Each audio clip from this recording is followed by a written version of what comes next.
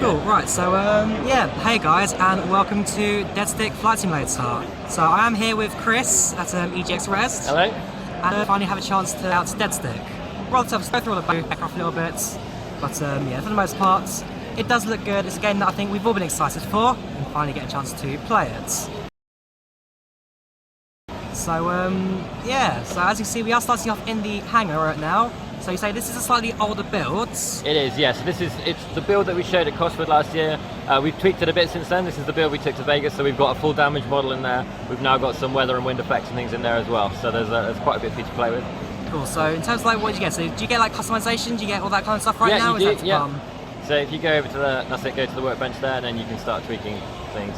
Okay. So I changed the aircraft colour. What else have we got?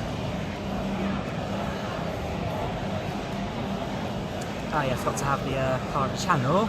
See if I know how to make it yellow. There we go. There we go, blue and yellow, looking good. So there's a bug in here at the moment. Click on one of the other colours before you click back, because otherwise the back button doesn't work, and then it will. So what do I press? Sorry, just so if you just click on one of these. That's it, and then press back, and you will get your livery back. There you go.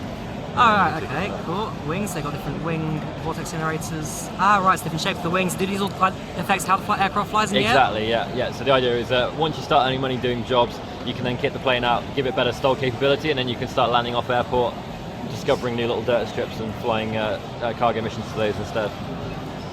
So you can buy either one or all of those. We try and make the system as flexible as possible. Of course, and of course, got your aircraft config, of course, have the Hula doll as well. Yeah, absolutely. Back in that, and cool, so got full customizability, by looks of things, and of course, of the main aircraft itself. So before you jump in, actually, if you want to open up the cowling, and then you'll be able to see some of you can do your pre-flight checks, essentially. Oh yes, right. So everything in here is fully simulated, and depending on how you fly the plane, parts will wear and tear, and it's all fully persistent. So every time you fly, it will remember how you flew before, and depending on how you use and abuse the plane, will determine how quickly it damages. And then the other thing is behind you, if you turn around and look over here, sorry, just round to the left, keep going around, just here, all these items, these are examples of some of the cargo items that you might have to load into the aircraft. Right, so is that cargo hatch? Yeah, exactly, and you can take the rear seat out as well by clicking on it if you want to, and then you can set some more items. So if I just that's seat, or just stick that in there. Stick the cargo in there as well. Stick the barrels. So you've got the weights indicator on there as well. That's it, yeah. The weights will be affected depending on what you load up in your aircraft and where. Nice. Cool. So at this point, enter the aircraft. Yeah, go for it. Close the lower and upper doors. Cool. So go through the aircraft startup checklists for this. Okay, so you got the master switch, which is just above the window. Just got the window. So just on the right hand side, just up there, and then it's middle, this one here, oh, yeah, middle mouse wheel scroll up, that's it. And then you've got primer down here, so you can pull that back to prime the engine. We've disabled that for this demo, so you don't actually need to prime it, okay, but that's so it. And then mixture's already rich, throttle's closed, so you just need to turn the key. Turn the key, that is... just over here. Oh, yeah. And again, click it through all the positions using the middle mouse wheel.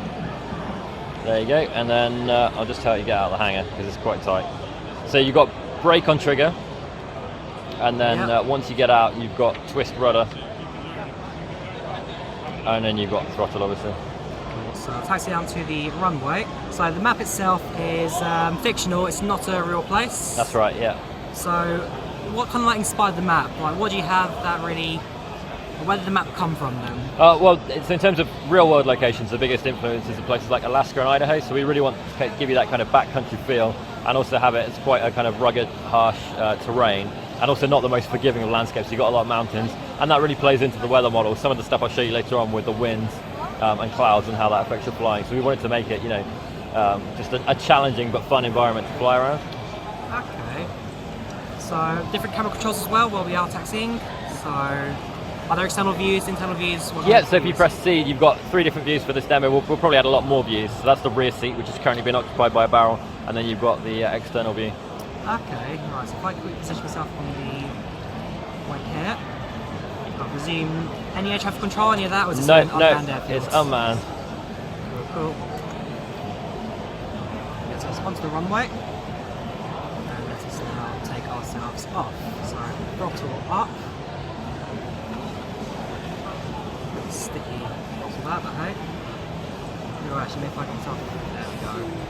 So takeoff speeds are around about there, so if you just start pulling back now, you'll be good to go. There you go. Static gears, no, that's pull up. Just climb and go.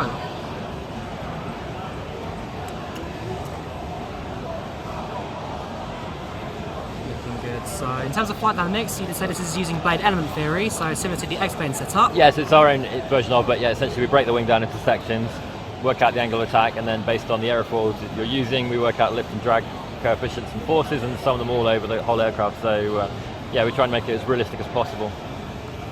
Okay, alright, so I see there's a layer of clouds, so if I flew into clouds, would I start like icing, would I start freezing up? Or? Not yet, we will have that for the final version, and you'll see the ice accumulate on the aircraft and it will change all the flight dynamics, so that's going to be a big part of it. At the moment what you will get is obviously you've got no artificial horizon, so you'll get disorientated quite quickly if you start flying into the clouds. Oh yeah, so I assume that's the gap there? Or? That's it, yeah, so that's one of the items that you can modify and upgrade as you go. So each component you see can be modified, can be updated, can be upgraded. Yeah, exactly. Right, so I'm now in the clouds, I'll presume. I can assume these are soft clouds, so you go through them, they don't like disappear, you go straight into the they're fully clouds. volumetric, that's right. So take a quick right turn now. So you can see here, this is the edge of the world for this. It's only an 8 kilometre demo. So that's one of the big things we've been working on since Cosford, is the environment system, the streaming system, so that we can start doing much bigger worlds. So right turn. That's for the airfields. Any easy way to find that, or is it just a case of now finding it? Doing your best to look out the window, and then the best way to spot it is you can see a gap, a kind of a white gap in the fog on the ground. So now if we just allow ourselves slightly knock into the clouds. I can see there are physics also inside the cockpit as well from the little key there. Yeah, so we try and really pay close attention to all the details to make the aircraft feel real and alive. So as you say, you've got the physics on the keyring, also the fuel sight gauges which are in the wings. If you look at those, you can actually see the fuel slosh around. So as you bank the plane over, the fuel will tip, and as you bank the other way, it will kind of level out again. Okay. Oh. Just trying to find That could be it there, actually. yeah, I'm just seeing the slight gap of the quick fly about over it. So any flap controls, yeah, that's in. Yep, so flaps are just on here. If you pull that one back towards you, that will give you a stage of flap there. Oh yeah, yes, I see that. So it's got 3 stages of flaps.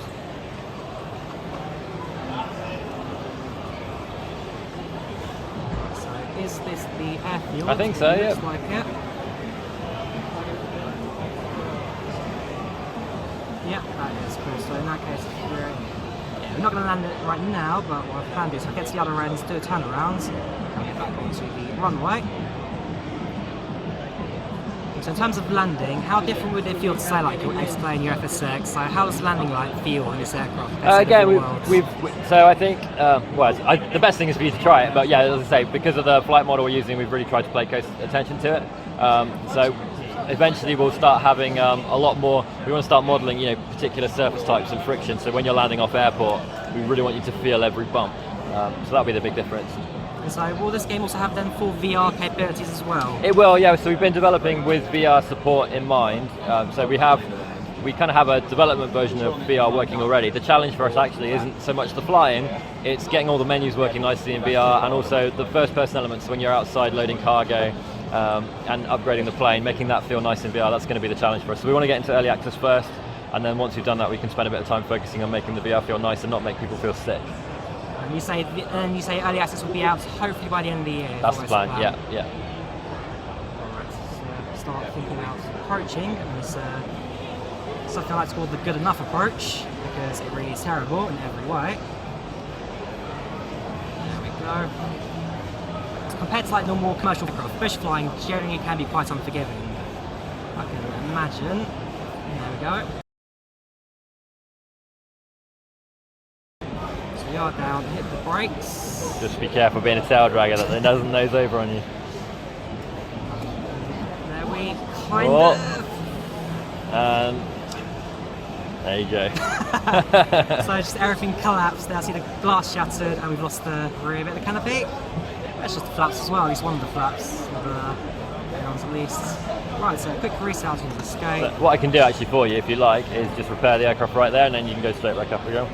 So this is a little debug menu that we've got. Ah, right. So it's also taking us to these. Okay. So if you go back inside, all you need to do is turn the key, and then you're flying again. Cool. So one thing you do take pride on in is your damage modelling in the aircraft. Yeah. So this is something more of a recent addition for the demo regards. Exactly. Like we really want this to be about you looking after your aircraft, and in some ways, I guess you could almost call it like a survival experience. But rather than trying to keep yourself alive, you're trying to keep the aircraft alive. So you've got a persistent damage model and wear and tear on all the components in the aircraft. You've got the external damage, which you'll see if you start hitting, ripping wings off and things. But also all the individual engine components you can check. They've all got their own wear and tear as well. But the other thing we want the damage to feel very specific to you and your aircraft. So rather than just damage a wing and it changes out to a damaged wing model, we have a dynamic mesh deformation system. So all the wing will kind of bend and buckle based on where you hit it specifically. So kind of like a soft body physics, but with like a rigid aspects to it. Yeah, exactly. Yeah. So if I were to say fly off, clip the top of the tree, damage accordingly would be as if I did clip the top of the tree. Exactly. Yeah. So if I quickly go to external camera and just so I will say there's one caveat to that, which is that there's about a metre of grace on the tops of the trees where there's no collision, so you have to go down a little bit to actually hit the trees. We may tweak that, but yeah, at the moment we give you a little bit of room.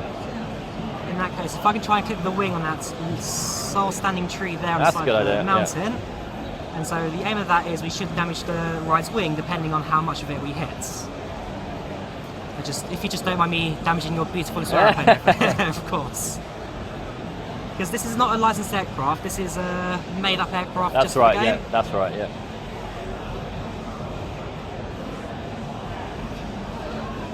Oh yes, the right wing's gone, and aircraft's now crashed. There you go, landed heavy landing. And you can see the left wing there actually has slightly buckled as well. So, and your cargo hatch is dangling open as well, so the hinge is broken on the cargo hatch. Oh yeah, I see that, just right there, swinging there and the wings. Cool, so if I went back now to the airfield, restart, and there'd be like a reset for the game, I presume, back in the that's right, yeah. aircraft, no customizations and all that. Assuming this all loads. Yeah, there's no loading screen, but it is loading. Right, okay, so load screen is something that not done yet, yeah. There we go. So, yeah, I think that basically covers that. So, quick around the hangar. Or yeah, if you take off again, what I'll do is I'll show you some of the weather modelling stuff we're doing with wind. Yeah, so you've got the winds, so if you get that inside, no customization, just this in. Just push the aircraft.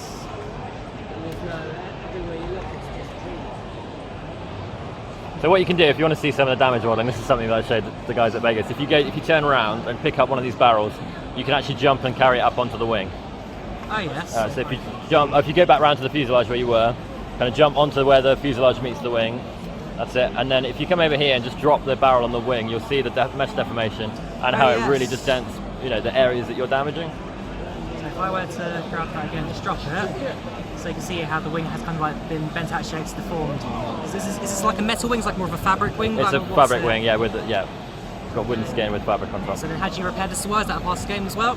No, I can repair it for. So it's just the command so far. Eventually, the other way can go through like your bit over there and repair the aircraft. So we've got a separate hangar. We've got the maintenance facility, which is quite different to this. This is quite like a dark, warm, cozy hangar. The maintenance facility is like very clean and cool and clinical, and that's where you go and do all your maintenance and repairs of the aircraft as well. Okay, so just getting this thing, was it repair? Yeah, the only trouble with this is you may end up facing the wrong direction. Yeah. So you might be better off if you just restart the build and then.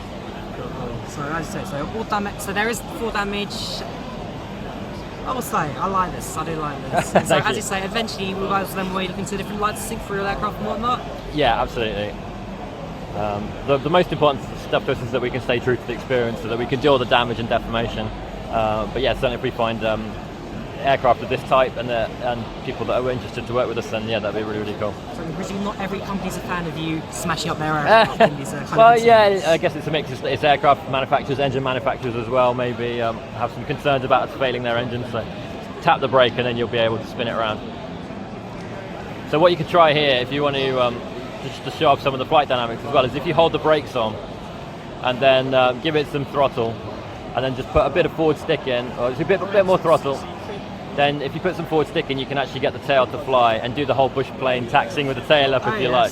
Obviously the consequences are the stakes are quite high. If you get it wrong, then yeah, that's going to happen. That's basically what happens. But yeah. So if you start, oh, let's do that again. Gosh, what's the wheel there? Start the engine again. If you go for a quick flight, then I'll show you the wind modelling. So, muscle's already on, it's just the key. Oh, throttle's fully open. Yeah, just tap the brake and it will stop the ground loop. That's it. There we go. So, right turn, it's back to the runway.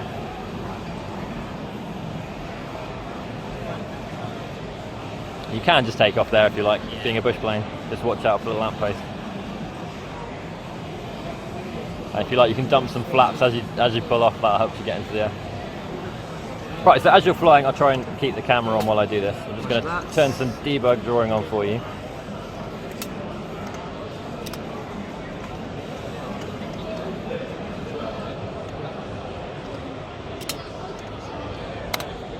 Okay, so these lines are lines obviously you won't see in the final game, but this shows you how we're modelling the wind. So as I was saying earlier, the wind effects we've got aren't just a global wind, we've really taken into account all the topographic effects. So as you start to fly towards these mountains, you'll start to see that the colour of these lines and the direction changes.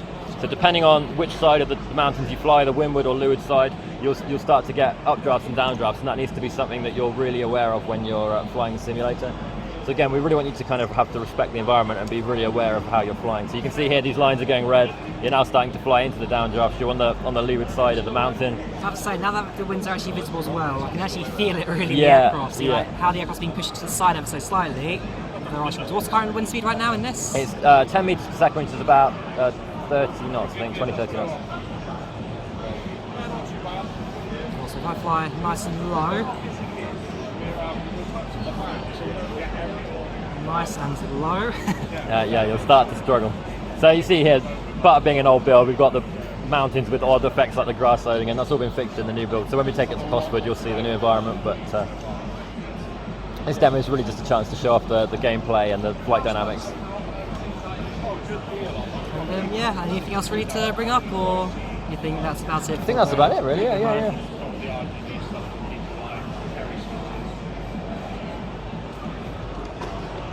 Oh.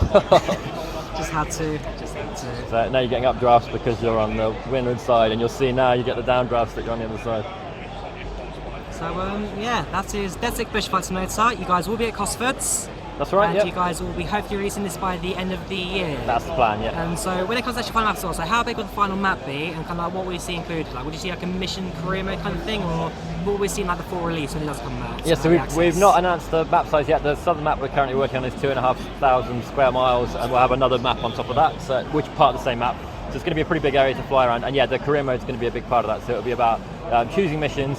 It's a completely open sandbox, so we're not forcing you to do mission after mission. You fly however you want to fly, take whatever risks you want to risk, and yeah, the objective is to try and earn money so that you can upgrade your plane and turn it into the best bush plane you can, essentially. Cool, thank you very much. You're welcome. So yes, Deadstick Flight Simulator. I'll put a link down in the description and whatnot, and yeah, definitely check it out. And likewise, at the Flight Sim Show, I will be interviewing Chris again, so any questions, feel free to put down below. I'll be happy to answer them as well. Thank you very much for watching. I hope you guys enjoyed the quick gameplay of Deadstick, and I'll see you next time.